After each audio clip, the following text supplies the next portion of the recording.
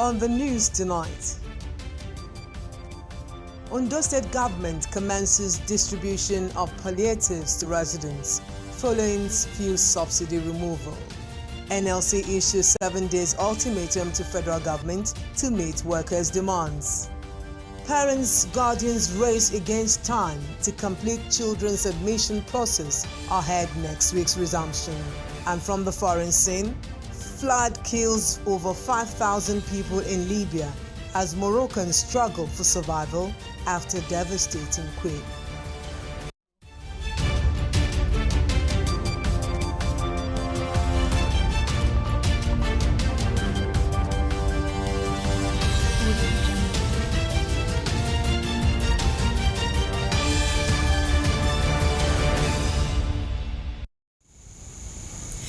Good evening and welcome. Thank you for joining us on the news at 7. I am Obi Chukwemeka Oti.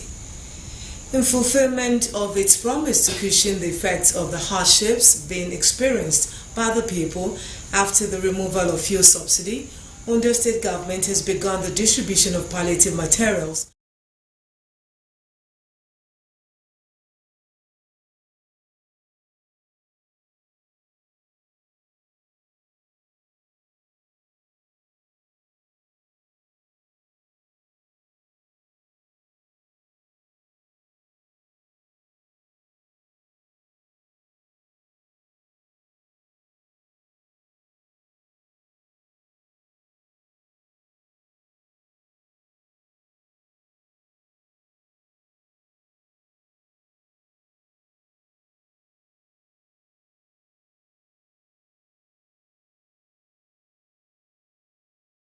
Southeast Council area. In the same vein, Osrc State Governor Abdullahi Sule has distributed 50-kilogram bag of rice each to 3,100 beneficiaries as subsidy removal palliatives in 3 local government areas. Sule also presented a cash of 5,000 naira to each of the beneficiaries.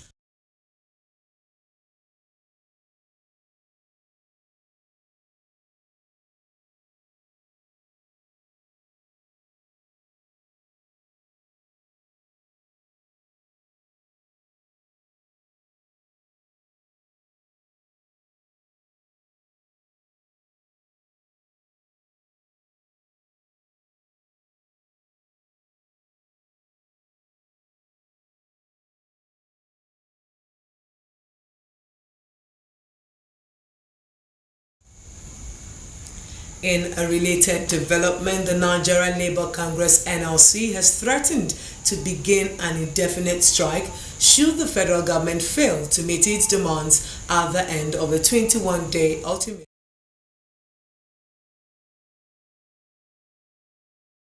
The union said the proposed strike was necessary following the failure of the federal government to provide palliatives to assuage hardships faced by Nigerians as a result of the fuel subsidy removal. The Nigerian Labour Congress said the industrial action, which may commence any day from next week, would lead to an indefinite shutdown of commercial and economic activities across the country. Speaking with newsmen, the National Assistant General Secretary of the NLC, Mr. Christopher Onyeka, said the FG was wrong to share a bag of rice to a dozen citizens while reportedly giving 100 million naira palliative to each member of the National Assembly. The union had on September 1 handed down a 21 ultimatum.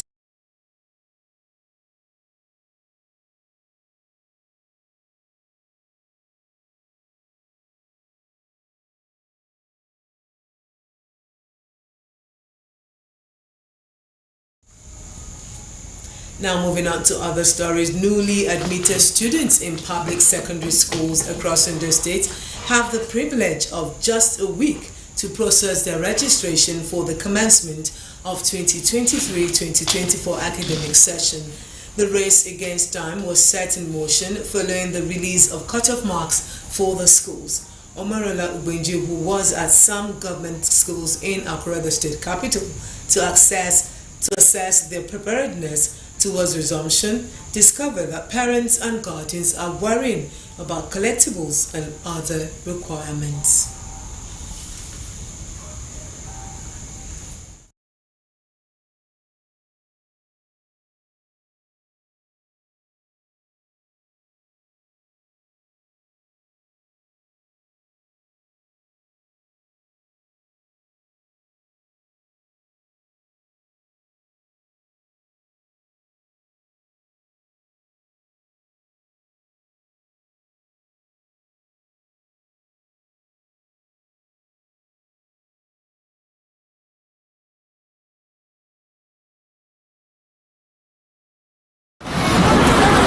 It is another period of the year when public secondary schools welcome new faces. Young, fragile, innocent-looking freshers clad in mufti are arriving in company of their parents and guides. It is admission all the way, and brew enthusiasm to learn in a new environment shows on the faces of the youngsters who will be experiencing a brand new adventure of secondary school. I'm happy to gain admission into the school because it is my will to get the admission into the school. I'm so happy to be in grammar school. I'm going to resume on Monday and I'm doing my registration today. I'm prepared to read my book, do all I can do to pass all my exams. While some parents and students were seen carrying lockers and chairs into their assigned classes, others were clutching bags containing school items like uniforms, books, and the likes, just as their parents moved from one point to another to do the needful. It is just a matter of days for school resumption, meaning the freshers have just a week to complete the entire admission process, including payment of stipulated school fees. Vice Principal Administration, Ojumo Grammar School, Akure, Temitope Oyedokun, told Osrc that all hands on deck with a view to making the entire process as seamless as possible. We will meet up. We are really working. We'll be here since early morning and we are not ready to leave this place until, for as long as parents are still coming, we will continue to do it. Even on weekend, we are ready to do it if they are here to do it. The school's principal, Mr. Ogunleye Okeowo, said necessary measures are being put in place for smooth takeoff of the new academic session, saying it is working weekend for the staff such that everything will be said before Monday. Next week we are starting our classwork by the special grace of God. I invited the parents. I met the parents. I have meeting with them, and the rules and regulations were well spelled when we started our registration, and they have been coming, and I believe before Saturday we'll finish. It was a similar situation at St. Louis Grammar School, Akure, as workers were busy tidying up the premises. According to the school principal, Mrs. Omombolanle Aintite, the two-day warning strike declared by the Nigeria Labour Congress, NLC, was partially responsible for the late commencement of registration, just as she assured that teachers are ready to cover lost grounds. On the part of the government, I think they have actually done the best, but with the little time that we are having with God on our side, I have my team on ground. I don't do admission alone. So with my team on ground, I'm sure we'll be able, at least if cannot finish, we'll be able to do the majority of the admission exercise. While commending Ondo State government in uplifting the standard of education in the state, the school administrators also expressed happiness that qualified teachers are being injected into the system. When you talk of qualified teachers, you have them in public schools. Most of my teachers are examiners of WAEC, and you want your children to compete favorably. There are so many things to enjoy in a public school. I think parents are also realizing this. The population is growing geometrically. You agree with me, the population is every day. And that's to tell you that the free education launched by the state government is working. That is why you see many parents bringing their children to public schools. So you can see that this is the multiplier effect of government effort to increase the standard of education in Ondo State. The 2023-2024 academic session in Ondo State officially begins on Monday, 18th of September 2023. Omoriola Humbiji. OSRC News. You're watching the news at 7 on OSRC television. We'll go on this break. When we return, we'll serve you more stories. Please stay with us.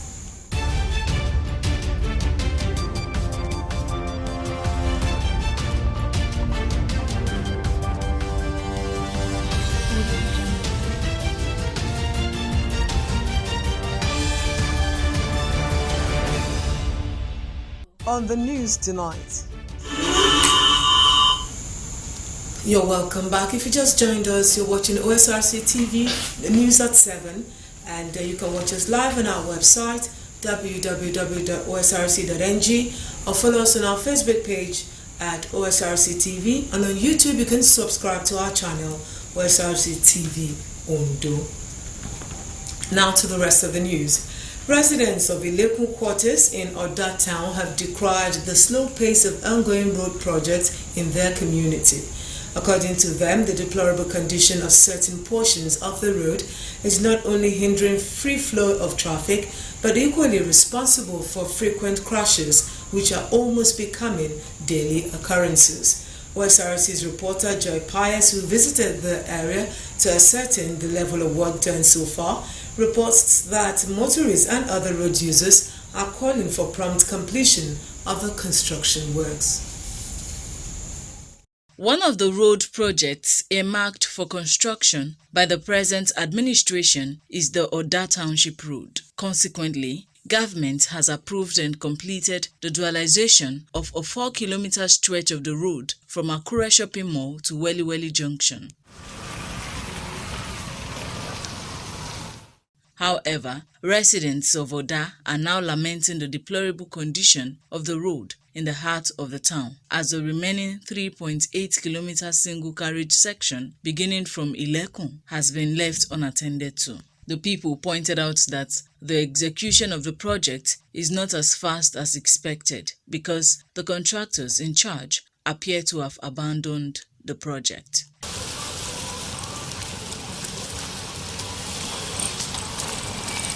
Though the state government is trying its best, but we want them to put more effort as regard to this road. In fact, we residents of this area, we don't find it easy at all, especially when there is rain.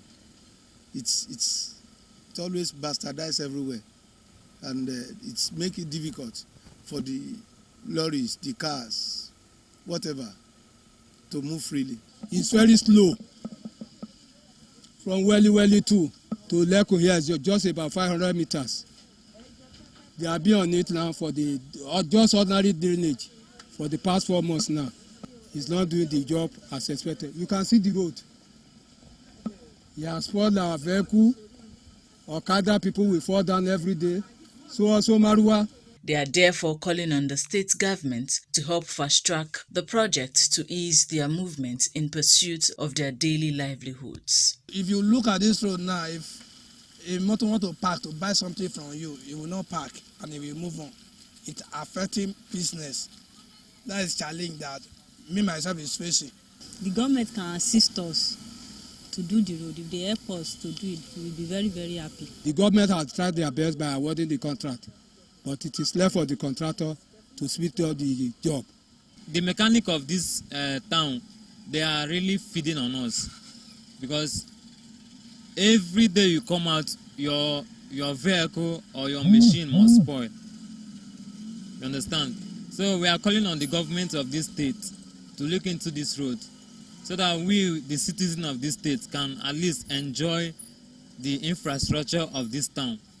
Many communities across the state can boast of motorable roads today, owing to the intervention of the present administration in the area of infrastructure, most notably construction of roads. And it is a wish of the people in the fast-growing town that Oda will not be left out.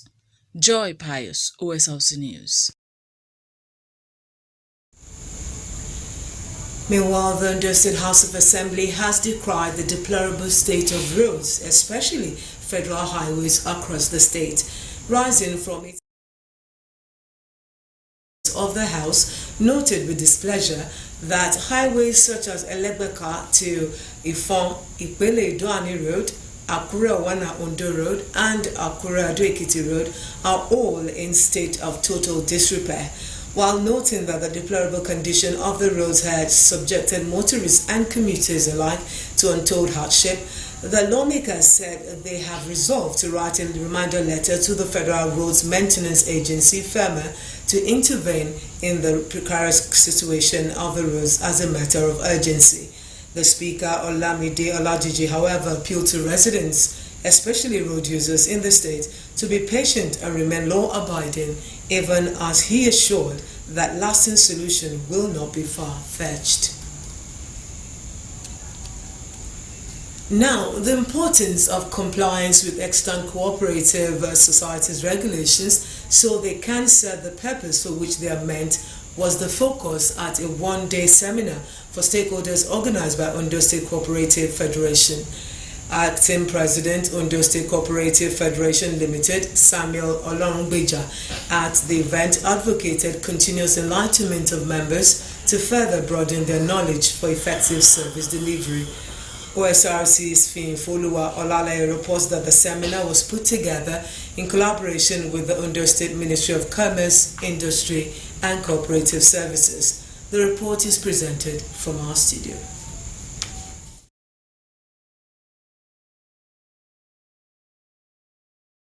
Representatives of various cooperative societies in Ondo State gathered for a one-day seminar aimed at drawing concerned individuals' attention to the imperative of adhering strictly to existing laws in running their associations for optimal performance. According to the acting president, Ondo State Cooperative Federation, Mr. Samuel Olorungbeja, the annual event has led to a new lease of life for cooperators in terms of improved welfareism. The continuous education and training of members, which is clearly stated as the fifth principle, provides for the training of members, officers, and employees of our cooperatives. This, according to the principle, will continually empower members to make effective and useful contributions to the growth of their cooperatives. The Commissioner for Commerce, Industry and Cooperative Services, who doubled as the keynote speaker, Akinwumi Sowore, however, expressed displeasure over non-compliance of some members to the bylaws. The commissioner, who spoke through the Director of Small-Scale Industry, Temitope Kunyiminu, reiterated government's commitment to realizing their objectives of making lives more meaningful to the members. The ministry is committed to entrench best cooperative practices, which can only be achieved through membership education in the form of seminar, workshop, and conferences organized by regular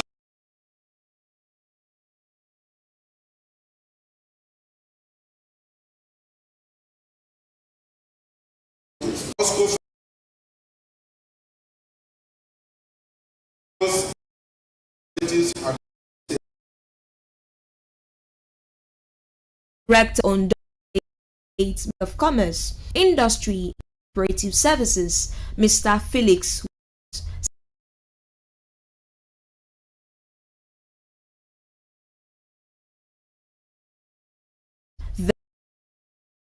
as providing one solution to challenges. So it comes to a time that we have to evaluate what they are doing and look into the area to be addressed. That is, their specific challenges, like in the area of loan administration where they are getting it wrong, in the area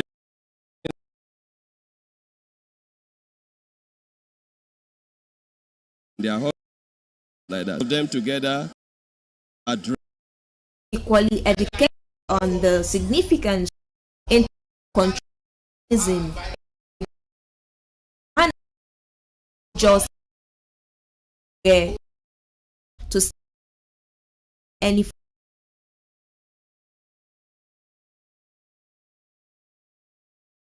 illegal which has equipped them with up-to-date insights to run their various cooperative societies from a position of knowledge. It will allow the members or executive of each cooperative to know what to do to improve the cooperators. In fact, it is timely. Because of the nature of human being, we cannot do without putting a system that functions. And there cannot be a functional system without rules and regulations. The gathering equally afforded the cooperators the opportunity to voice out their concerns about the faith of their savings, among other issues, with assuring responses from administrators that things can only get better. Fiyinfoluwa Olaleye, Osrc News. As part of activities marking the 10th memorial of the late former governor of Ondo State, Dr. Olusegun Agagu, which featured the launching of a book, is in progress. The event at the Civic Center, Ojumo Badiwe Road, Victoria Island, Lagos, was put together by the Olusegun Agagu Foundation. In the meantime, 10 years after the former governor of Ondo State, Dr. Olusegun Agagu, joined the Saints, his legacies and achievements still reverberate. Residents of Ondo State, particularly his political associates, describe the late Agagu as a colossus. In this report, our correspondent Kunle Ario takes a look at the achievements of the Ajanoku of Oshoro Kingdom, the Babani of Iloko Ijesha, Osun State, Atunushe of Idoani, and Atunushe of Ondo State.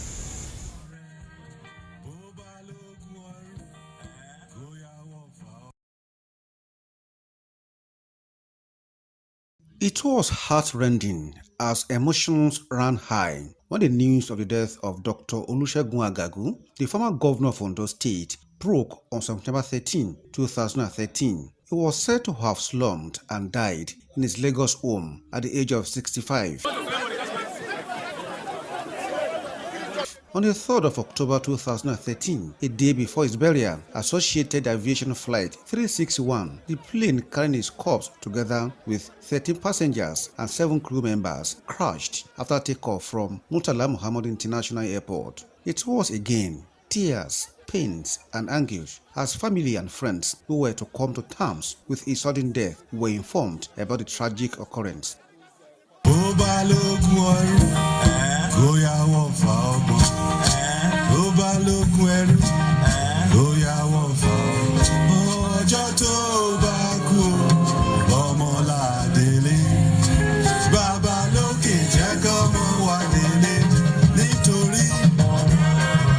This made it 10 years since the death of former governor of Ondo State, Dr. Olusegun Agagu. Nonetheless, his legacies and the achievements have continued to reverberate across the country. The 14th, but the 4th executive governor of Ondo State is still being remembered for the establishment of a microcredit agency endowed with over 3.2 billion naira to give credit to farmers, workers, and entrepreneurs. Similarly, late Dr. Agagu succeeded in rehabilitating over 1,000 kilometers of road in 5 years compared to his predecessors since 1976, with just 592 kilometers to their credit.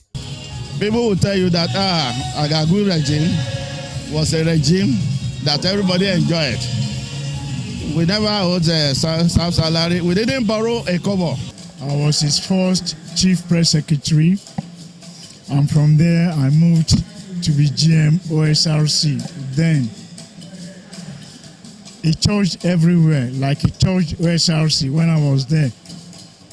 He met an equipment that was 23 years old, and he refurbished everything from the studios to the offices. Speaking on the legacies of the former governor, Mr. Olaitun Ayeni described Dr. Agagu as a sun that glowed across Ondo during his tenure. He recounted the indelible footprint of Agagu, whom he called an administrator by excellence. Dr. Olusegun Agagu is a forthright man, highly intelligent, and he understands what is called planning. The former Minister of Aviation and later Power and Steel constructed 600 Model 6 classroom blocks across the 18 local government areas of the state, with another 200 under construction at the time he left office.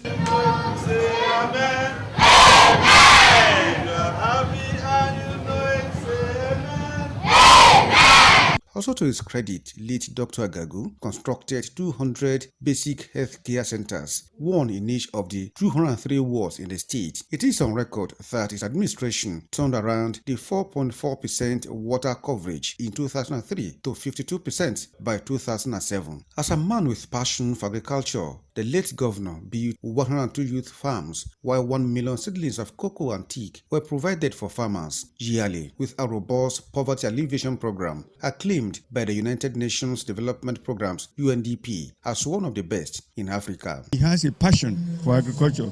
He has a passion for youth development. He has a passion for everything about life.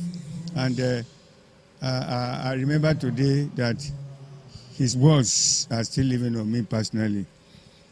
Sir, transparency.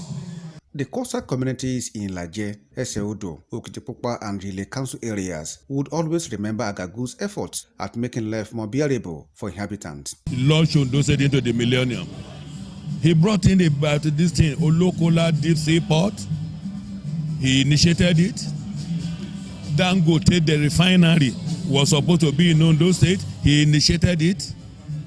The gas pipeline that was to be in Ondo State, he initiated it.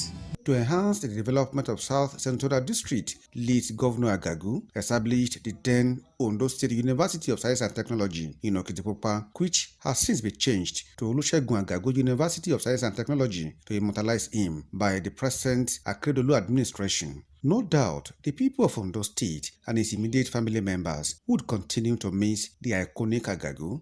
Dr. Agagu is a people's person, and that summarizes him.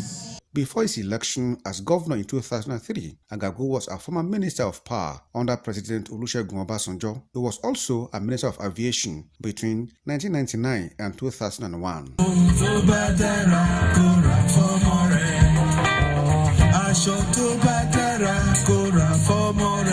Kunle Ariyo, Osrc News.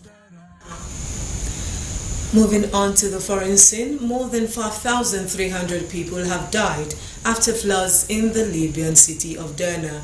A local minister says the number could double after floods burst 2 dams in the eastern coastal city and swept away several homes. Streets are also covered in mud, just as rubble littered everywhere with upturned vehicles.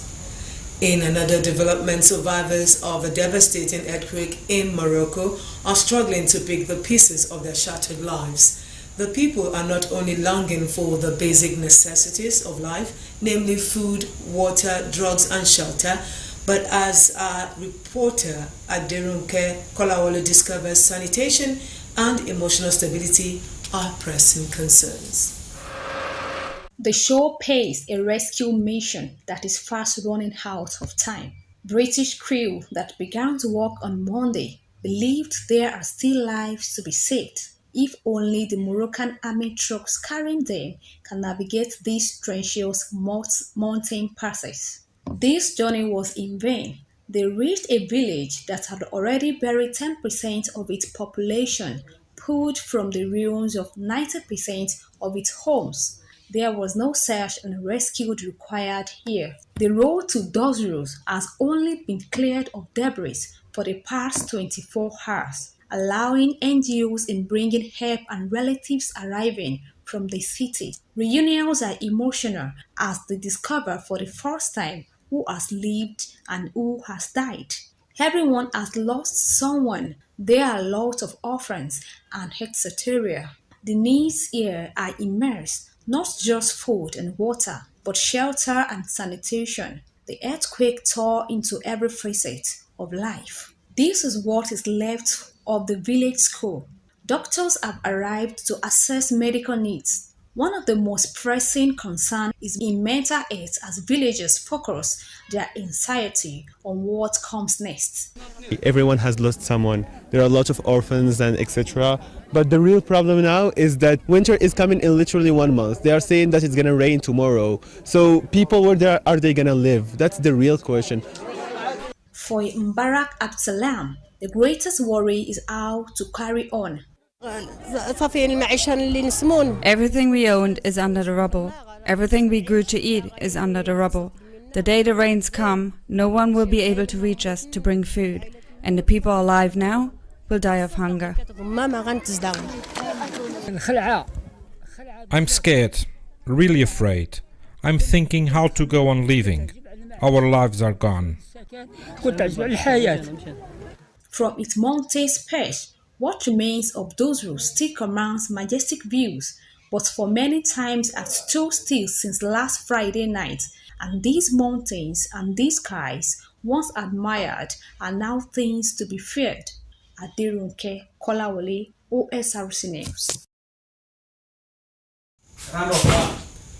To end the news at 7, here is the major story. We told you that Ondo State government has commenced the distribution of palliatives to the residents in a bid to ameliorating the adverse effects of current economic situation brought about by recent fuel subsidy removal.